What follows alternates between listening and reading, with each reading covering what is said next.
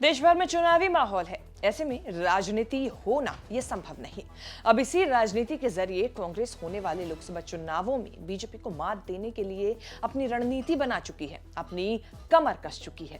पहले उत्तर प्रदेश, फिर राजधानी दिल्ली और अब महाराष्ट्र को साधने की कोशिश की जा रही है। खबरों की माने तो 22 फरवरी को कांग्रेस नेता राहुल गांधी और उद्धव ठाकरे के बीच फोन पर सीट बंटवारे को लेकर करीब 1 घंटे तक चर्चा हुई और जल्द ही इस बातचीत के पॉजिटिव रिजल्ट जो हैं वो भी देखने को मिल सकते हैं।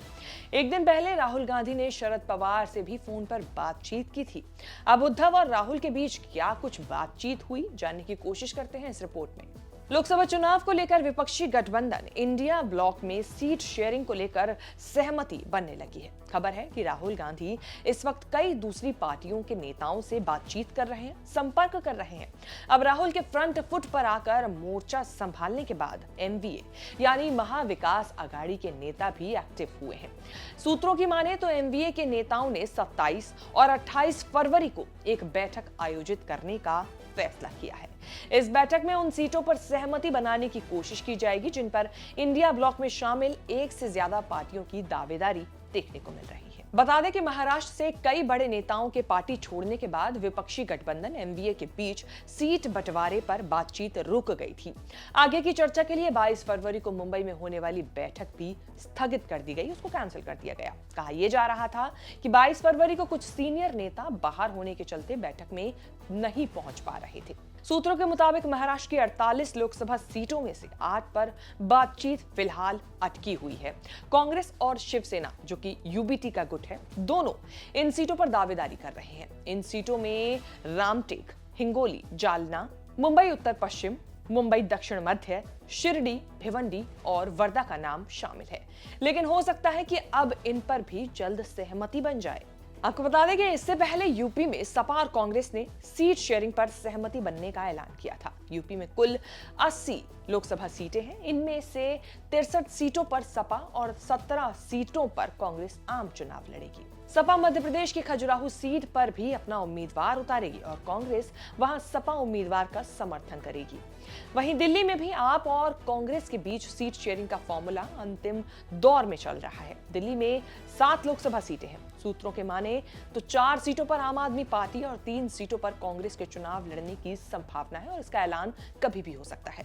पंजाब को लेकर फिलहाल स्थिति साफ नहीं हो पाई है। यहाँ दोनों दलों की जो स्थानीय पार्टी हैं, जो यूनिट है, वो अलग अलग चुनाव लड़ने पर अड़ी हुई है। इसी के साथ अब पश्चिम बंगाल से भी इंडिया ब्लॉक के लिए अच्छी खबर आ रही है। मुख्यमंत्री ममता बनर्जी ने पहले बंगाल की सभी लोकसभा सीटों पर अकेले चुनाव लड़ने का ऐलान किया था, लेकिन अब खबर आ रही है कि उन्होंने कांग्रेस को एक बार फिर सीट बंटवारे की पेशकश की है। हालांकि इस पर अभी तक कोई आधिकारिक जानकारी सामने नहीं आई है, लेकिन इतना जरूर कहा जा सकता है कि अब ममता का रुख नरम पड़ता नजर आ रहा है। बता दें कि महाराष्ट्र की 288 विधानसभा सीटों पर 2019 में शिवसेना और बीजेपी गठबंधन ने मिलकर चुनाव लड़ा था। बीजेपी 106 विधायकों के साथ राज्य की सबसे बड़ी पार्टी बनी, जबकि शिवसेना 56 सीटें जीती थी।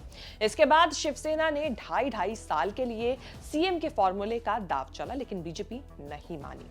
इसके कुछ महीनों बाद ही उद्धव ने बीजेपी के साथ 25 साल पुराना अपना गठबंधन तोड़ दिया। शिवसेना ने 44 विधायकों वाली कांग्रेस और 53 विधायकों वाली एनसीपी के साथ मिलकर महाविकास अघाड़ी बनाकर सरकार बनाई। उद्धव ठाकरे सीएम बने, लेकिन कुछ साल पहले साल 2022 जून में एकनाथ शिंदे और शिवसेना के 39 विधायकों ने महाराष्ट्र के तत्कालीन मुख्यमंत्री उद्धव ठाकरे के खिलाफ बगावत कर दी थी और शिवसेना के 2 हिस्से हो गए, जिसके बाद महाविकास अघाड़ी गठबंधन की सरकार टूट गई और एकनाथ शिंदे ने बीजेपी के साथ मिलकर सरकार बनाई और इसके बाद वो सीएम बने। इस सरकार में देवेंद्र फडणवीस को उप मुख्यमंत्री बनाया गया था।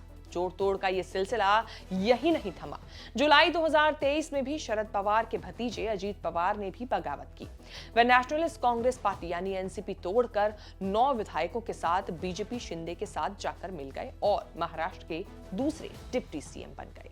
अब देखना होगा, जब कांग्रेस खुद से आगे आकर बात करने की कोशिश कर रही है कई राज्यों के नेताओं से, तो आगे इंडिया ब्लॉक में क्या कुछ सहमति बन पाती है सीट शेयरिंग को लेकर। लोकसभा चुनाव के लिहाज से ये सीट शेयरिंग कितनी अहम हो सकती है, इसके बारे में बहुत सारी चीजें हैं जो हम आपको अपनी पिछली रिपोर्ट्स में बता चुके हैं। फिलहाल आप हमें ये जरूर बताएं कि आपको हमारी ये रिपोर्ट कैसी लगी, कमेंट करके जरूर बताएं। चैनल को सब्सक्राइब करना बिल्कुल ना भूलें।